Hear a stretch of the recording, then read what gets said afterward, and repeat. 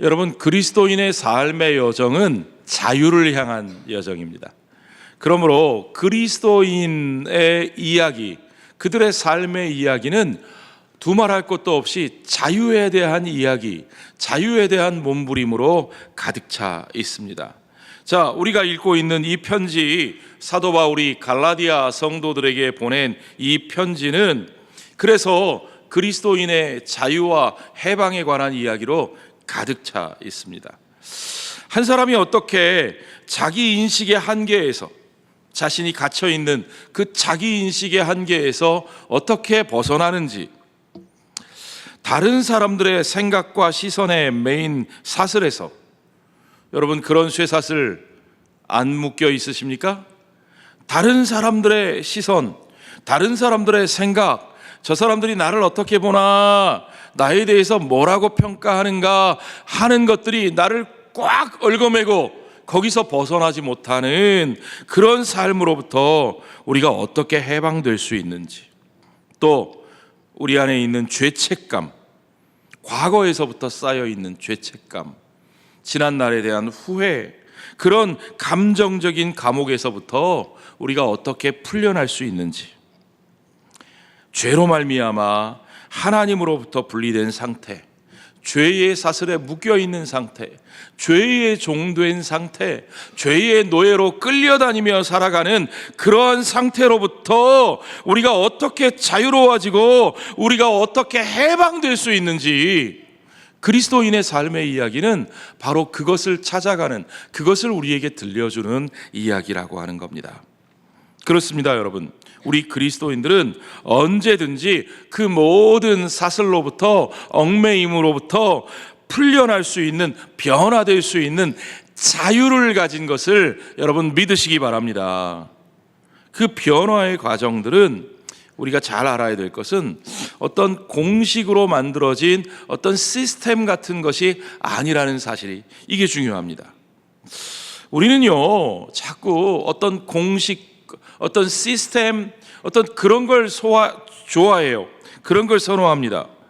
어떤 조건만 딱 갖추면 그것으로 인해서 딱 즉각적으로 뭐가 나오는, 마치 무슨 도깨비 방망이처럼 금 나와라 뚝딱 하면 금 나오고, 은 나와라 뚝딱 하면 은 나오고, 내게 뭐가 필요하면 뭐가 나오고, 즉각적으로 어떤 결과가 생산되어 나오는 그런 시스템을 우리들이 선호하는 경향이 있다는 거죠.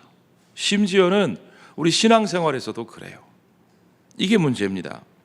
우리는 자꾸 어디가 아프면 통증을 없애줄 진통제만 찾습니다. 여러분, 어디가 아픈데 병원에는 가기 싫고 의사 선생님 만나서 진단받지 않고 그냥 T자 들어가는 알약 2개 딱 먹고, 아유 당장 안 아프면 괜찮아 됐어, 그러고 다 나았다고 생각하시지 않습니까? 근데 그게 다 나은 거예요? 아니죠. 그거 다 나은 거 아닙니다. 뭔가 우리에게 필요한 어떤 것을 바로 해결해 줄 수 있는 어떤 심리적인 마취제 같은 것을, 그것을 은혜라고, 그것을 신앙이라고 거기에 몰두해서 심취해서 그런 것 쫓아다니시는 분들이 있어요. 주로 이단, 사이비 또는 불건전한 교회들 쫓아다니면서 당장 즉각적으로 뭔가 바로바로 느껴지는 거, 자극적인 거, 그런 거 좋아하시는 분들이 있죠. 시원하다. 또 어떤 분들은 믿음이라는 걸 이렇게 생각합니다. 그저 발만 담그고 있으면 나를 보호해주는, 마치 무슨 중세의 면죄부 같이 어떤 종교적인 의식이나 어떤 멤버십, 어떤 소속감, 그런 것들, 그런 게 신앙이고 그런 게 종교 아니야? 그러니까 이왕이면 안 가지고 있는 것보다 가지고 있는 게 낫지. 그러나 여러분, 진짜 자유는 그렇게 얻어지는 게 아닙니다. 여러분, 지금부터 잘 들으셔야 돼요. 자유는 우리에게 말씀하시는 하나님의 이야기로부터 시작됩니다. 우리의 삶의 자유는 우리에게 찾아오셔서 말씀을 건네시는 하나님의 이야기, 그 하나님과의 만남으로부터 시작됩니다. 그분이 부르신 나의 삶에 응답하는 내 삶의 이야기. 그러니까요, 여러분, 하나님의 이야기와 내 삶의 이야기가 만나는 그 만남, 그 자리에서, 그 만남이 이루어지는 자리에서 하나님의 인격과 나의 인격이 서로 만나면서 그 속에서 이루어지는 스파크, 그 스파크가 여러분 즐겁기만 한 게 아니에요. 어떤 때는 그 스파크가 힘들고, 어떤 때는 그 스파크가 고통스럽고, 그래서 우리는 그 관계 속에서 만들어지고 체험되어지는 삶의 모든 과정을 겪습니다. 그분이 나를 부르시고 나를 만지시고, 때로는 그 과정 속에서 내가 울기도 하고 웃기도 하면서, 그렇게 하나님과 씨름하면서, 하나님은 체급이 어떻게 되실까요? 하나님과 씨름하면서 여러분, 야곱이 야복강 나루터에서 밤새도록 하나님하고 씨름했던 것처럼, 그렇게 하나님이 나를 변화시켜 가시는 그 은혜의 손길을 받아들이는 거예요. 그 은혜의 손길을 받아들이는 걸 우리는 믿음이라고 말해요. 내가 뭘 하는 게 믿음이 아니라 하나님이 하시는 일을 받아들이는 게 믿음인 거죠.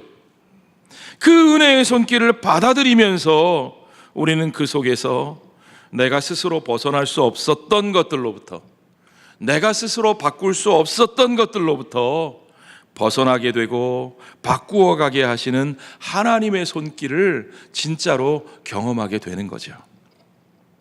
그래서 바울은 그 하나님의 손길이 자신을 주도적으로 택하셨고 부르셨고 세우셨고 소명을 만드셨다고, 그래서 자신의 정체성, 자신의 사명, 그 모든 것들이 사람으로부터 말미암은 것이 아니고 하나님 그분으로부터 말미암은 것이라고 자신을 소개하고 있습니다.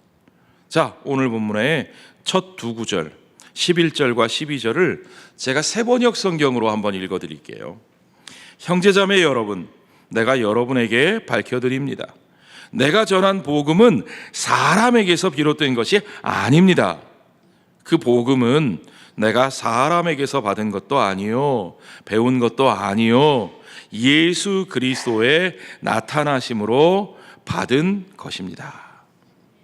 예수 그리스도의 나타나심으로, 우리 개역개정에는 계시로 받은 것이라고 되어 있죠. 하나님께서 자신을 드러내시고 나타내시고 찾아오시는 것, 그것이 바로 계시입니다. 하나님은 그분으로 말미암아서 우리가 그 변화의 자유를 누리게 하시는 분이십니다. 그리고 그 과정은 우리 각각의 삶에 다 다르게 나타납니다. 여기 수백 명의 사람들이 여기 앉아 계신데, 여기 수백 명이 각각 다 수백 가지의 삶의 과정을 가지고 있고, 그 수백 가지의 과정 속에서 하나님이 찾아오시고 나타내시고 이루시는 일들이 같을까요, 다를까요? 다 다르다는 거예요. 바울은 오늘 우리에게 바울 자신에게 일어난 변화의 이야기, 하나님이 이루신 그 변화의 과정에 대한 이야기를 우리에게 들려주려고 합니다. 여러분, 그거 한번 들어보시겠어요? 진짜로요? 한번 잘 들어보세요. 먼저 우리에게 들려주는 이야기는 그 자유를 얻기 전에 자신이 어떤 삶을 살았는지, 이전의 삶의 이야기를 들려줍니다. 13절 14절을 한번 보십시오. 내가 이전에 유대교회에 있을 때, 바울은 유대교회의 열심인 사람이었어요.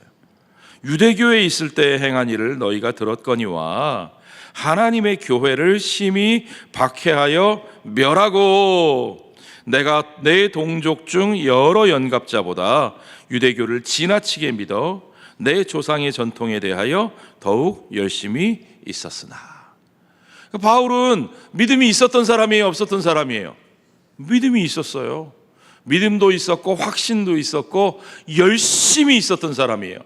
그런데 그 믿음과 확신과 열심으로 바울은 무슨 일을 했느냐? 교회를 박해하고 멸하는, 무너뜨리는 일을 했다는 거예요. 예, 그렇습니다. 어떤 사람은 믿음과 확신과 열심으로 교회를 세우고 사람들의 삶을 세우는 사람도 있는 반면에, 또 어떤 사람은 그 믿음과 확신과 열심으로 사람들을 혐오하고 미워하고 증오하고 그들을 박해하고 그들의 삶을 무너뜨리는 데 사용하는 사람도 있다는 거예요. 바울이 그런 사람이었습니다. 그 믿음과 확신을 가지고 하나님의 교회를 심히 박해하며 파괴하려고 했다는 거죠. 그를 이렇게 만든 건 뭐냐? 그가 속한 종교적 출신의 배경, 내가 속한 우리 편에 대한 열심, 그거죠. 그리고 조상의 전통에 대한 자부심이었습니다. 그는 그것을 위해서 모든 걸 다 바쳤어요. 그의 종교적 자부심은 그가 잘못이라고 판단한 것에 대해서 자기의 판단과 다른 사람들에 대해서 열정적으로 대항하는 모습, 거기에 최선을 다하게 만들었어요. 그게 믿음이라고 생각했어요. 여러분, 지금도 그런 분들이 있습니다. 믿음이 뭐냐? 나와 다른 생각, 나와 다른 판단을 가진 사람들에 대해서 열심히 대항하고 대적하는 것, 그게 믿음이야. 그게 믿음 있는 표현이야. 그렇게 살아가는 분들이 있다는 거죠. 바울은 자기가 악하다고 생각하는 것을 뿌리 뽑고 뿌리째 뽑아내고 바로잡으려는 열심의 열망에 몰두했습니다. 그들이 스스로 돌아서지 않으면 강제로라도 억지로라도 그렇게 만들어야 된다고 생각했고, 말을 듣지 않으면 어떻게 해야 돼요? 말을 듣지 않으면 없애버려서라도, 제거해서라도 해결해야 된다고 믿었던 거죠. 자, 저는 그런 생각을 합니다. 믿음을 가진 사람들이 그런 행동을 할 때 그들에게 있는 믿음이란 도대체 뭐냐? 어쩌면 그들이 가진, 어쩌면 이때 바울이 가진 그들에게 있어서 최고의 관심은 진짜 하나님이 어떤 분이실까? 내가 믿는 하나님이 정말 어떤 뜻을 가지고 계실까? 그 진리에 대한 열정, 그 진리에 대한 관심, 그 진리에 대한 귀 기울임보다, 그것보다는 오히려 자기가 알고 있는 것, 자기가 확신하고 있는 것, 자기가 판단하고 있는 기준을 가지고, 그걸 가지고 그거와 다른 사람이 있다면 어떻게든 그것을 물리치는, 그러니까 한마디로 하나님이 진짜 어떤 분이신가에 대해서 진지하게 다가서는 것보다 어떻게든 내가 알고 내가 믿고 있는 것을 이루어내는데 최선을 다하는, 그걸 관철시키는 게 가장 중요한 그런 것 아닐까 하는 생각을 합니다. 바울이 그랬고요. 그리고 가만히 지켜보면 오늘날 우리들의 삶 속에서도 종교적 열심을 가진 사람들의 모습 속에서 그런 것을 믿음이라고 생각하고 살아가는 일들이 꽤 자주 많이 드러납니다. 제가 아주 조심스러워서 조심스럽게 말하고 있어요. 그러던 바울에게 터닝 포인트, 전환점이 찾아왔습니다. 그의 인생이 송두리째 뒤바뀌는 어떤 일이 벌어졌습니다. 그게 뭐냐? 자, 15절에 보세요. 그러나 내 어머니의 태로부터 나를 택정하시고 그의 은혜로 나를 부르시니가. 누구예요, 이분이? 내 어머니의 태로부터, 내가 태어나기도 전부터 나를 택하신 분 누구예요? 하나님이시죠. 그의 은혜로 나를 부르신 분, 그분이 누구예요? 하나님이시죠. 그의 아들을 이방에 전하기 위하여, 그 하나님이 그의 아들을 이방 가운데 전하기 위하여 그의 아들 예수 그리스도 안에 있는 은혜로 말미암아 그 십자가의 피 흘리심으로 말미암아 온 이방인과 유대인들과 그 모든 사람들에게 그 은혜로 품으시고 부르시는 주의 복음을 전하기 위하여 그를 내 속에 나타내시기를 기뻐하셨을 때, 그 하나님이 그 아들을 바울의 안에 나타내시기를 기뻐하셨을 때에, 그때에 이 터닝 포인트가 시작된 거예요. 그때에 바울의 삶에 놀라운 전환점이 시작된 겁니다. 도저히 변화될 수 없을 것 같았던 바울에게 큰 변화가 일어납니다. 모든 것에 자신만만하고 모든 것에 확신이 넘치던 그의 삶이 완전히 뒤집혔습니다. 더 이상 하나님이 그의 삶의 주변부에 머물러 계시지 않습니다. 바울은요, 사실 하나님 그랬지만, 하나님을 위해서 모든 일을 한다고 말했지만, 사실 중요한 건 자기 확신이고 자기 열심이고 자기 야망이고, 그리고 하나님은 그것을 위해서 이용되시는 백그라운드 같은 존재였어요. 그러나 이제는 그의 삶을 이끌어 가시는 중심부에 하나님이 주도적으로 서 계시는 겁니다.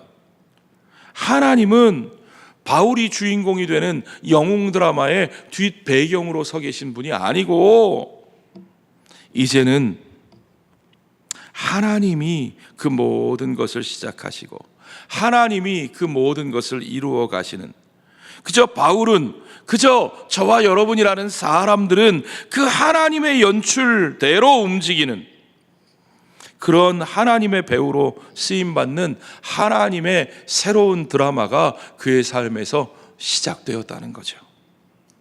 자, 여러분, 바울이 깨달은 것은요, 그 드라마가 자기가 태어나기도 전부터, 어머니의 태중에 있을 때부터 기획된 것을 깨달았다는 거예요. 뭐라 그래요? 그래서 내 어머니의 태로부터 나를 어떻게 하셨다고요? 택정하시고 나를 구별하여 선택하시고. 자, 바울만 그럴까요? 바울의 인생에서만 그런 건가요? 아니요. 여러분, 저와 여러분의 인생의 드라마에도 똑같이 적용되는 겁니다. 저와 여러분의 드라마를 기획하시고 극본을 쓰시고 연출해 나가시는 분이 누구냐? 바로 하나님이시라는 거죠. 우리는 어떤 존재냐? 여러분 오해하지 마세요. 하나님이 다 연출하셨고 우리는 배우에 불과하다 그러니까 우리가 어떤 배우냐? 어떤 분은 아이고 그 하나님이 다 하셨고 하나님 마음대로고 나는 별거 아니네. 나는 그저 저 드라마 쭉 진행되다가 이제 그냥 거의 끝날 때쯤 돼가지고 그냥 막판에 세워놓을 엑스트라 하나 부족하니까 조연출 저기 나가서 밖에 나가서 그저 적당히 생긴 사람 하나 캐스팅해와. 뭐 인물은 그저 장 목사 정도 되면 되고 그냥 뭐 그러면 돼. 예. 그렇게 해서 길거리 캐스팅돼서 그저 세워진 그런 조연 배우, 엑스트라 배우, 별 볼 일 없는 배우 아니냐? 아니요.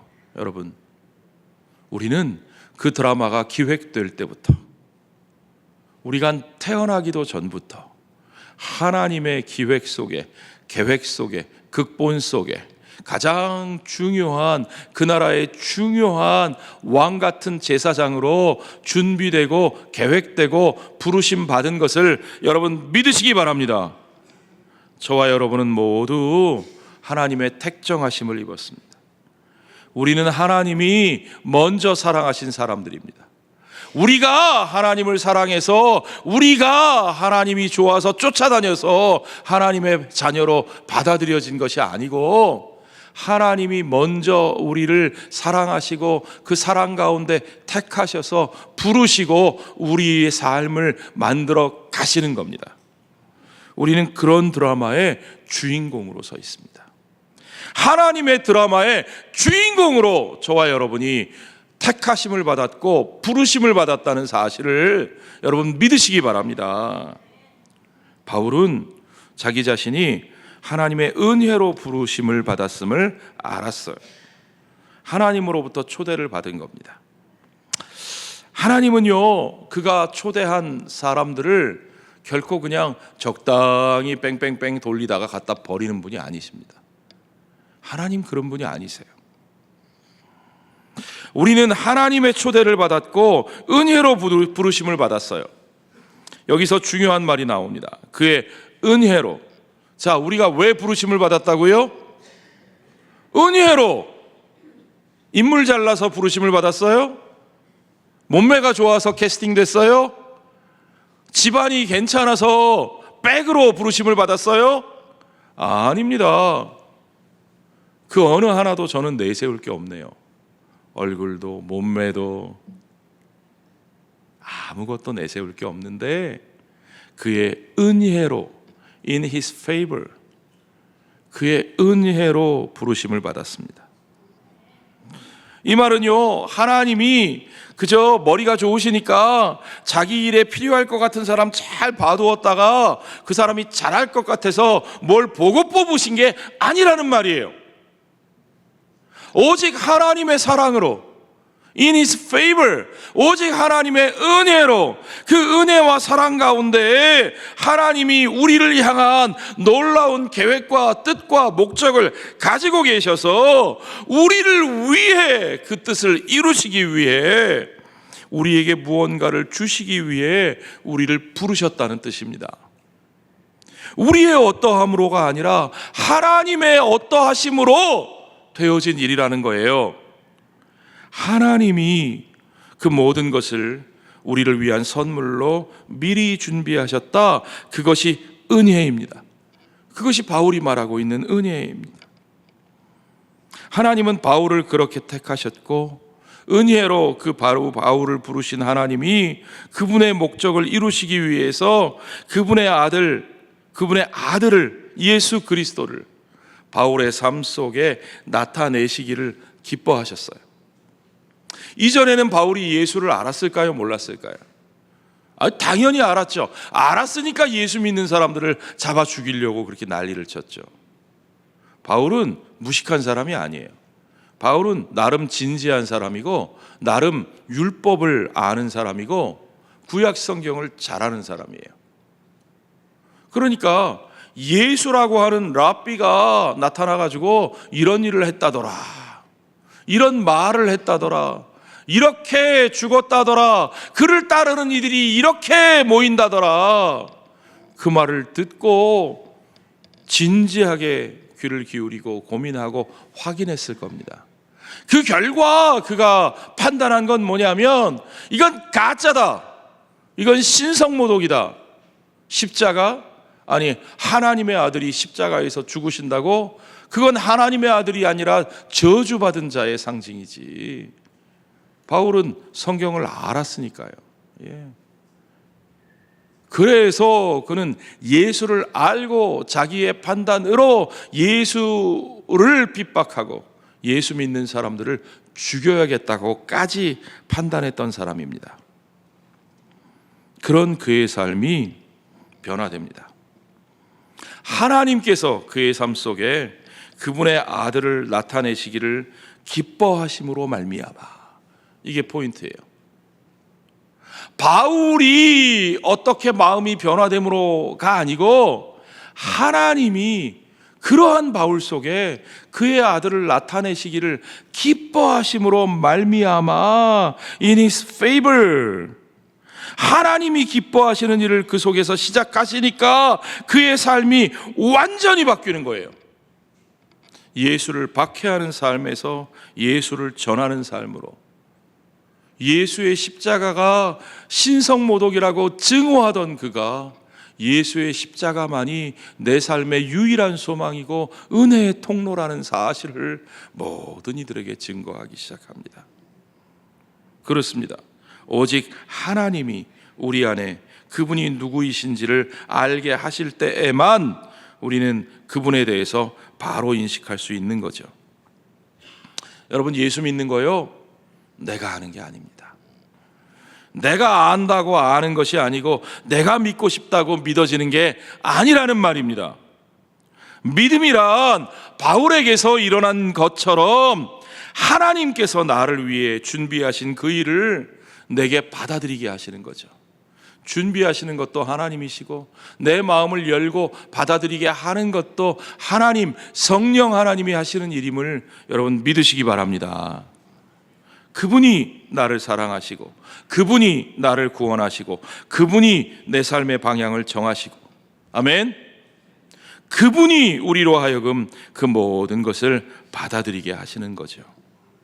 그래서 예수 안에서, 엔 크리스토, 예수 안에서 우리는 하나님이 우리와 함께 거하시고 우리를 온전하게 하시는 것을 그렇게 경험하게 됩니다. 예수 안에서 우리는 하나님이 먼저 그의 성령으로 나를 굴복시키시고 십자가의 능력으로 내 안에 악한 것들을 굴복시키시는 그 모든 일이 하나님이 하시는 일인 것을 우리는 지나고 나서 깨닫게 되는 거죠.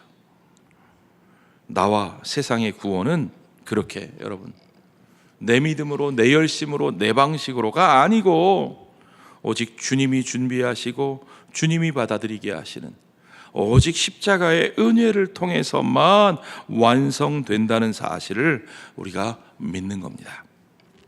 하나님은 바울이 그렇게 십자가를 받아들이고 그 십자가를 전하게 하셨어요. 자, 이 모든 일에 바울 자신이 아니고 누가 중심에 서 계셨다고요? 하나님이 중심에 서 계신 겁니다. 바울은 하나님의 뜻을 받아들였고 하나님의 뜻을 따랐고 하나님이 자기 안에서 일하시는데 동의했어요. 우리는 그걸 믿음이라고 여기죠. 예, 하나님도 그 믿음으로 여기셔서 받아들이셔서, 예, 하나님께서 그것을 우리의 믿음을 의로 여기셔서 우리를 의롭다 칭하시는 겁니다. 그러나 그 모든 것은 누구로부터? 나로부터가 아니라 하나님으로부터 비롯된 일이라는 사실을 우리는 알아야죠. 그래서 여러분, 이 은혜를 경험한 사람은 달라집니다. 어떻게 달라지느냐? 이제는 내 열심과 내 기준에 다른 사람들을 맞추려고 하지 않습니다. 내 믿음과 확신과 열심을 가지고 거기에 안 맞는 사람들을 핍박하고 혐오하고 밀어내고 제거하려고 하는 그런 종교적 열심에 빠지지 않습니다. 여러분, 구별하셔야 돼요. 그런 건 복음의 은혜의 열매가 아닙니다. 복음의 은혜의 열매를 체험한 사람은 태도가 완전히 달라집니다. 물론 우리도 전도를 하죠. 복음을 전하지요. 그러나 그 은혜를 나누는 일은 내 믿음과 확신과 열심으로 사람들에게 강요하는 것이 아니고 그분이 내게 이루신 그 이야기, 그 인격적 관계, 그 삶의 이야기, 그 모든 은혜의 스토리들을 이제는 나와 함께하는 모든 이웃들과 나누려고 하는 거죠. 그 소망을 가지고 살아가는 내 모습을 보고 내 소망에 관한 이유를 묻는 그들에게 그 소망에 관한 이유에 대해서 대답할 것을 항상 준비하고, 그렇죠? 항상 준비하되 어떻게 해요? 온유함과 두려움과 겸손함으로 그 이야기를 그들과 나누는 겁니다. 여러분, 그 이야기를 그들과 나누려면 중요한 게 뭐예요? 이야기를 나눌 만한 관계가 돼야 된다는 거예요. 그래서 복음 전하는 사람들에게는 관계가 중요한 거예요. 우리는 항상 관계를 향해서 열려 있어야 되고 그 관계 속에서 서로 대화와 소통이 이루어져야 되는 겁니다. 우리는 그것을 위해 살아요. 여러분, 오해하지 마십시오. 우리의 종교적 믿음과 확신과 열심을 가지고 사람들을 평가하고 판단해서 그들에게 우리의 것을 강요하는 그런 것이 복음을 전하는 것이 아닙니다. 분명히 하셔야 돼요. 우리가 그렇게 아름다운 관계 속에서 이렇게 은혜의 이야기를 나누는 자로 살아갈 때 우리는 온전히 하나님의 종으로 살면서도 우리는 그 모든 사람들과 함께 온전히 자유를 누리며 진정한 자유인으로 살아갈 수 있는 겁니다. 자, 바울이 지금 전하고 있는 건 자기 믿음과 확신이 아니에요. 바울은 지금 이 터닝 포인트를 이야기하면서 내가 말이지, 내가 그리스도인이 되기로 내가 결단했을 때 그런 때를 이야기하고 있지 않아요. 여러분, 자기 이야기할 때 맨날 라떼는 말이야 이러고 시작하십니까? 예. 내가 중심이 된 내 이야기 아니요. 오직 바울은 그의 아들을 내 속에 나타내시기를 기뻐하셨을 때라고 말합니다. 누가요? 하나님께서. 주어가 하나님이라니까요. When God was pleased to reveal His Son in me. 하나님께서 그의 아들을 내 안에 reveal, 나타내시기를 기뻐하셨을 때, 하나님께서 그것을 기뻐하셨을 때에 내 안에 일어난 변화를 이야기하는 거죠. 이때가 중요한 겁니다. 그 변화는 하나님이 이루신 거예요. 우리가 그 하나님의 뜻을 마음대로 조종할 수가 없어요. 내 삶에 대해서도 마찬가지고 다른 사람에 대해서는 더욱더 마찬가지입니다. 내가 하나님의 뜻을 조종할 수 없습니다. 자, 바울이 그렇게 하나님의 일하시는 손길을 경험합니다. 그 하나님과의 만남을 경험합니다. 그러고 나니까 어때요? 그러고 나면 이제는 예루살렘의 교회로 찾아가서 사도들에게 공증받고 인정받고 자격증 따는 게 중요할 것 같지 않으세요? 그래야 뭔가 대단한 일을 할 수 있을 것 같지 않으세요? 그런데 바울은 그때에 사람들에게로, 공동체에게로, 조직과 자격을 향해서가 아니라 하나님과의 고독한 만남의 시간을 갖습니다. Quiet time. 볼까요? 16절 후반부부터 내가 곧 혈육과 의논하지 아니하고 또 나보다 먼저 사도된 자들을 만나려고 예루살렘으로 가지 아니하고 어디로 가요? 아라비아로 갔다가 다시 다메섹으로 돌아왔다는 거예요. 아라비아는 어떤 곳이에요? 아라비아는요, 광야, 사막입니다. 고독한 곳입니다. 교회가 세워지지 않은 곳입니다. 아니, 하나님을 만나고 새롭게 태어났으면 교회가 있는 곳으로 가야지. 그런데 바울은 하나님 앞에 조용히 서서 그분과 씨름하는 시간을 필요로 했던 것입니다. 여러분, 저와 여러분은 어떻습니까? 오늘 우리들이 새로운 삶의 전환점을 만나고 하나님이 내 안에 역사하시는 손길을 경험하기 위해서 우리에게 필요한 건 뭡니까? 수많은 사람들의 웅성거림, 이 소리 저 소리, 이 일 저 일, 이 상황 저 상황, 날마다 여기저기 정신없이 끌려다니면서 우리는 도대체 어디서 하나님의 음성을 듣고 우리는 도대체 어디서 하나님을 만납니까? 여러분, 우리는 정말 하나님을 내 삶의 중심에 모시고 하나님이 이끌어 가시는 변화를 경험하고 있습니까? 아니면 이 사람 이 소리, 저 사람 저 소리, 이 일 저 일, 그냥 여기저기 마음 뺏기면서 정신을 잃고 살다가 그저 어느 날 아무것도 할 수 없이 무기력하게 무너져 있는 내 자신을 경험하지는 않습니까? 여러분, 늦지 않았습니다. 늦지 않았습니다. 하나님과의 만남을 위해서 여러분의 삶의 아라비아를 찾아가십시오. 여러분이 정말 하나님의 말씀에만 귀를 기울일 수 있는 그런 시간, 그런 자리, 그런 장소를 여러분 만드셔야 합니다. 그리고 그 속에서 정말 솔직하게 내 삶의 중심에 하나님의 임재가 이루어지시기를 구하시고 그 중심에서 내게 말씀하시는 하나님의 음성을 주여 말씀하옵소서, 종이 듣겠나이다 하고 청종하는 저와 여러분이 되어야 할 줄로 믿습니다. 여러분, 그렇습니다. 우리는 하나님을 모시고 사는데도 익숙하지 않고 우리는 은혜로 사는데도 익숙하지 않습니다. 심지어는 하나님의 용서를 받아들이는데도 익숙하지 않습니다. 우리에게는 하나님의 임재와 함께하는 연습이 날마다 때마다 필요한 것을 믿으시기 바랍니다. 하나님이 내게 베풀어 주신 그 은혜 안에서 사는 연습이 충분히 이루어지지 않으면요, 우리는 여전히 나를 구원하신 하나님이 아니라 여전히 나를 정신없게 만들고 여전히 나를 아프고 힘들게 하는 외부의 다른 어떤 것들로부터, 어떤 사람들, 어떤 일들, 어떤 상황들로부터 더 많은 영향을 받고, 그래서 날마다 우울하고 날마다 막 펄쩍펄쩍 뛰었다가, 여러분, 이게 참 재밌어요. 어떤 때는 내 자아가 막 이만해져요. 막 펄쩍펄쩍 떠요. 세상에 나보다 큰 게 없어요. 하나님의 은혜가 없어서 그래요. 어떤 때는 막 쪼그라들어가지고 내 자아가 막 요만해져가지고, 어떤 때는 참 진짜 세상 아무것도 할 수 없을 것 같이 쪼그라들어요. 왜 그래요? 하나님의 은혜를 확인하지 못해서 그래요. 어떤 때는 조증, 어떤 때는 우울증, 그래서 조울증이에요. 예. 어떤 때는 막 올라갔다가 어떤 때는 곤두박질 쳤다가, 하나님의 은혜를 확인하지 못해서 그래요.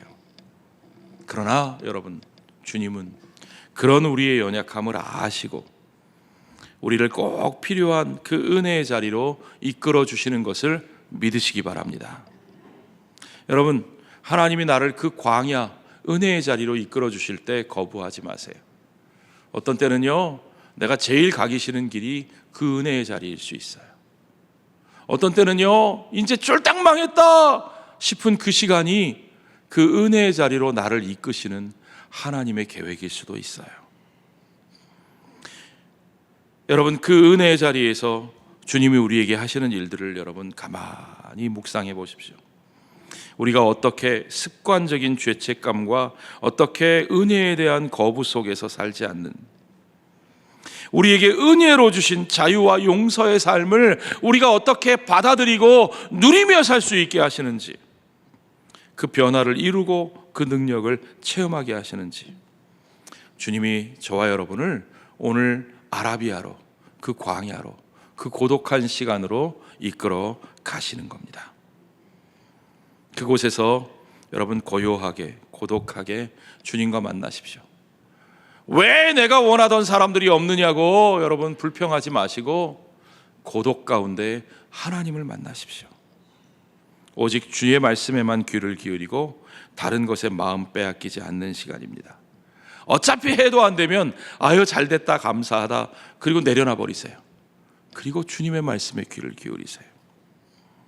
온갖 사람들의 간섭 받지 않고 오직 내게 말씀하시는 하나님의 진리 속으로 내 자신을 내어드리는 시간입니다. 바울은 서둘러 일하려고 하지 않았어요. 아유 주께서 사명을 주셨으니까 내가 빨리 일해야지. 아니에요 여러분, 빨리 일하는 거 중요하지 않아요. 왜요? 하나님이 일하시니까요. 내게 맡기신 그 일을 시작하신 분이 누구라고요? 하나님이시니까요. 그러니까 내가 얼마나 서둘러 빨리 효과적으로 하느냐, 아예 그거 별로 중요하지 않아요. 하나님이 하시는데 뭐 그런 걱정을 하세요. 중요한 건 하나님이 중심에 계시는가예요. 그 안에서 여러분 자유함으로 하나님과 함께 하는 법을 바울에게 배우게 하신 겁니다. 그 다음에는 어떻게 했을까요? 아유 이렇게 하나님이 하신 일을 하니까 나는 다른 사람들하고는 상관없어. 나는 그들은 무시해도 괜찮아. 내 마음대로 할 거야. 바울이 그렇게 했나요? 아니요. 바울은 그 자유의 훈련을 받은 후에 형제들을 만났어요. 동역자들을 만납니다. 교회 공동체와 함께 합니다. 그의 삶을 나눕니다. 삶의 이야기를 그들과 나누는 거예요. 18절 19절 보십시오. 그 후 3년 만에 내가 게바를 방문하려고, 게바가 누구예요? 베드로죠. 베드로를 방문하려고 예루살렘에 올라가서 그와 함께 15일을 머무는 동안 베드로하고 15일 동안 교제했어요. 주의 형제 야고보 외에 다른 사도들을 보지 못하였다. 베드로와 교제했고 교회의 지도자인 야고보를 만났습니다. 자, 그러니까 바울은 계속 고독한 자리에만 독고다이로 머물러 있은 것이 아니고 3년 만에 예루살렘에 가서 게바를 만났는데 그를 방문하려고 라고 성경에 표현되어 있어요. 여기 방문이라는 말이요, 이 헬라어 원문에는 히스토레오라는 말인데, 이 히스토레오라는 단어는요 사전을 찾아보니까 앉아서 담소를 나누다 그런 뜻이에요. 우리 교회 바로 옆에 코너에 가면 담소라는 국수집이 있어요. 예. 맛있습니다. 담소. 예. 이야기 담자 웃음 소자잖아요. 그렇죠? 웃으면서 이야기하는 거죠. 예. 삶을 나누는 거예요. 이 히스토레오라는 말에서 여러분이 잘 아시는 영어 단어 히스토리라는 말이 나왔습니다. 이 히스토리라는 말은 물론 역사라는 뜻이기도 하지만, 그런데 사실은 미국 사람들이 이 단어를 잘 쓰는 건 스토리텔링, 히스토리텔링이라고 할 때 They shared his story. 그러면 그들은 그 사람의 이야기를 나누었다. 그의 삶에 대해서 이야기했다. 그런 말입니다. 자, 그러니까요, 여러분, 이 말은 바울과 베드로가 만나서 스토리텔링, 히스토리텔링 했다는 거예요. 자신의 삶을 나누었다는 거예요. 어떤 이야기 했을까요? 궁금하시죠? 베드로는 무슨 얘기 했을까요? 제가 볼 때는 베드로는 이 후배 사역자에게 아마 부활하신 주님을 만났을 때의 그 경험을 얘기했을 것 같아요. 특별히 갈릴리 바닷가에서 새벽에 고기 한 마리도 못 잡고 있다가 주님이, 부활하신 주님이 요렇게 해라 그래서 다시 그 물고기를 건져 올렸을 때 그냥 옷도 벗어 던질 줄 모르고 물에 풍덩 뛰어들어서 주님이시다 뛰어갔더니 주님은 숯불에다가 생선과 떡을 구우시며 베드로에게 물으셨죠. 바요나 시모나, 내가 나를 사랑하느냐? 예, 주님. 바요나 시모나, 내가 이 사람들보다 더 나를 사랑하느냐? 그럼요, 주님. 다시 물으시니까 불안해요. 바요나 시모나, 내가 이 사람들보다 나를 더 사랑하느냐? 주님, 내가 주님을 사랑하시는 것을 주님이 아시지 않습니까? 그러니까 내 양을 치라, 내 양을 먹이라 말씀하셨던 바로 그 놀라운 경험. 베드로는 아마 그때의 그 새벽의 그 느낌, 아니 주님이 하필 그 말씀하시는데 3번이나 다시 물으시는 것도 부담스러운데 하필이면 그 순간에 닭이 울어가지고 딱 내 마음속에 내가 주님을 배신했던 그날 밤의 상황이 떠오르게 만들었던 그 엄청나게 부끄러웠던, 그러나 또한 엄청나게 감격스러웠던 그날 밤의 일을, 그 일을 이야기하지 않았을까요? 바울은 어떤 얘기했을까요? 바울은 두말할 것도 없이 다메섹 도상의 일을 얘기했을 겁니다. 아이 베드로 성님, 저는요 더해요. 저는요 우리 성도들, 예수 믿는 분들 내가 잡아 죽이겠다고 대제사장이 편지를 들고 다메섹으로 가는데요, 기세등등하게 가는데요, 하필이면 주님이 그때 나타나시지 뭐예요. 다른 때도 아니고 하필이면 그때. 아우 쪽팔리게. 그렇죠? 얼마나 부끄러워요. 그때 광채가 나면서 눈이 멀어 아무것도 보지 못하게 되면서 사울아 사울아 내가 왜 나를 박해하느냐 말씀하셨던 주님의 음성. 그들은 바로 그런 이야기를 나누었을 겁니다. 여러분, 그렇습니다. 모든 그리스도인들의 이야기는 서로 나누어져야 됩니다. 바울의 이야기도, 저와 여러분의 이야기도, 우리 모두를 향한 하나님의 일하시는 이야기, 그 은혜의 이야기는 우리의 삶 속에서, 우리의 모든 교제 속에서, 우리의 모든 관계 속에서 다 나누어져야 합니다. 우리는 그 이야기를 들려줄 사람들을 만나야 합니다. 그들과 관계 맺고 대화하고 그들과 함께 이 이야기를 나누면서 살아야 됩니다. 제가 말씀드렸죠. 우리 각자의 이야기는 다 다르다고요. 그렇지만 그 모든 이야기 가운데 행하신 주님의 이야기, 우리의 이야기는 모두 다 주님의 이야기입니다. 함께 나누어지는 우리들의 이야기 속에서 우리는 우리를 택정하시고 그의 인격으로 우리를 부르시고 우리에게 그분의 아들 예수 그리스도의 사랑을 나타내시기를 기뻐하신 그 하나님의 은혜의 역사를 우리가 서로 이야기하고 확인하게 되는 겁니다. 아멘. 그리고 그 속에서 그분의 그 아름다운 계획과 목적을 위해서 우리 서로가 서로 다른 우리들의 삶을 그분이 원하시는 방식대로, 그분이 원하시는 일을 위하여 우리가 함께 사용하게 되는 것을 발견하게 되는 거죠. 그래서 여러분, 우리는 함께 하나님께 영광을 돌리는 사랑의 공동체로 하나가 되게 되는 겁니다. 여러분, 우리 교회 목장 모임을 할 때 목장 리더들에게 제가 야구장 다이아몬드를 가끔 보여줍니다. 야구 좋아하세요? 저 야구 좋아하는데. 예. 야구장 다이아몬드를 보면 1루, 2루, 3루가 있고 홈베이스가 있어요. 야구라는 경기는 아주 독특한 게 공을 홈에다 집어 던지는 게 아니라 사람이 홈베이스로 들어가야 점수가 나요. 그렇죠? 아무리 안타를 많이 쳐도 사람이 홈베이스를 밟지 못하면 점수가 안 나요. 그러니까 여러분, 야구 보다가 제일 답답하고 환장할 때가 언제냐면 내가 응원하는 팀이 안타는 많이 치는데 점수를 못 내요. 홍 장로님, 안타를 많이 치는데 점수가 안 날 때 막 아시죠 그거? 예. 속 터집니다. 마찬가지로 우리의 목표는 홈베이스예요. 홈베이스는 뭐냐? 우리가 바로 하나님께 영광을 돌리는 아름다운 코이노니아 공동체를 이루어내는 거예요. 함께 하나님께 영광을 돌리는 공동체를 이루어내는 겁니다. 거기에 가기 위해서는 방법이 딴 게 없어요. 아무리 홈런을 쳐도 1루, 2루, 3루 베이스를 밟고 홈으로 들어와야 점수가 나요. 장외 홈런을 때린들 1루, 2루, 3루 베이스 중에 어느 하나라도 안 밟으면, 스킵하면, 놓치면 점수가 인정될까요? 안 될까요? 안 됩니다. 예. 누의 공과 점수 안 나요. 그런데 우리의 홈베이스, 함께 하나님께 영광을 돌리는 코이노니아를 이루는 공동체가 되려면 첫째, 세상 없어도 우리는 나의 이야기를 나누어야 됩니다. My story, 내 삶의 이야기, 나를 찾아오신 하나님의 이야기. 그리고 둘째, 그 이야기를 나누며 우리들의 이야기가 만들어집니다. 그 은혜 안에서 함께하는 우리들의 이야기.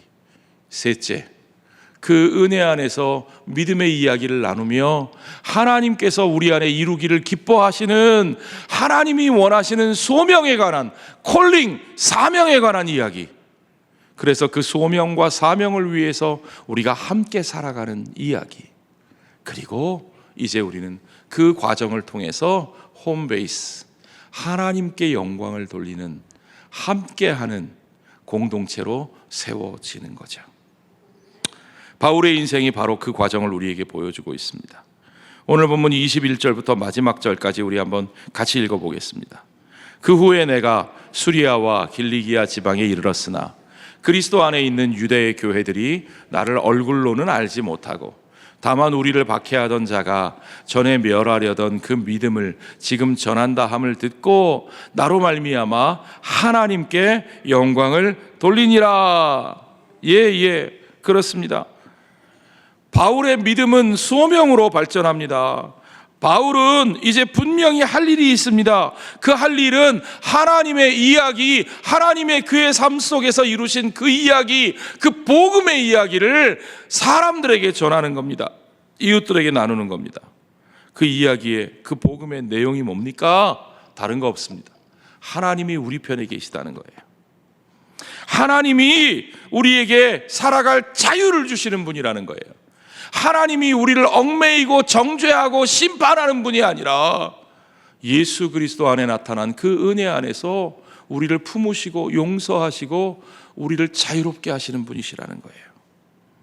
살아계신 사랑의 하나님이 우리에게 복 주시기 위하여 자비로 유대인뿐만이 아니라 이방인까지도, 자유인뿐만 아니라 노예까지도, 남자만이 아니라 여자들까지도 그 모든 사람을 그들의 모습과 관계없이 하나님께서 택하셨고 그들의 죄의 사슬은 예수 그리스도의 십자가 안에서 이미 끊어졌고, 그래서 우리는 그 은혜의 하나님 안에서, 그 사랑의 예수 그리스도 안에서 온전히 자유롭게 되었다는 그 자유의 복음을 그가 전하는 겁니다. 여러분, 이것이 우리가 믿는 복음입니다. 이것이 우리가 전해야 될 이야기입니다. 여러분, 믿음의 삶은 그냥 나 혼자의 삶으로 끝나지 않습니다. 우리의 삶은, 이 믿음은 다른 사람들에게로 흘러 넘쳐야 합니다. 그 흘러 넘치는 통로는 너무너무 여러 가지죠. 어느 하나로 정해질 수 없습니다.